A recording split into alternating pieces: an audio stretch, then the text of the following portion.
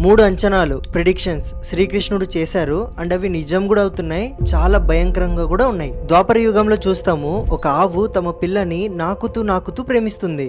కానీ నాకుతూ ప్రేమ చూపిస్తూ ఆ ఆవు పిల్లకి రక్తం కారుతుంది. ఇది చూస్తూ శ్రీకృష్ణుడు అన్నారు, ద్వాపర యుగం అంతమై కలియుగం స్టార్ట్ అవుతుంది.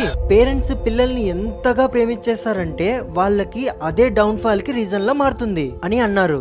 రెండవది, యుధిష్ఠర్ వేటకు వెళ్ళినప్పుడు 2 తొండమున్న ఒక ఏనుగు కనబడింది. అది చూసి శ్రీకృష్ణ కలియుగంలో ప్రతి ఒక్కరికి 2 ఫేసెస్ ఉంటాయి, ఒకటేమో మంచి ఫేస్ మరియు ఇంకోటి నిజమైన ఫేస్ ఉంటుంది అని చెప్పారు. నెక్స్ట్, సహదేవ్ కి వెళ్తున్న దారిలో 5 బావిలు కనబడ్డాయి. ఆ 5 బావిల్లో 4 బావిల్లో ఫుల్ వాటర్ ఇలా ఫ్లో అవుతుందన్నమాట.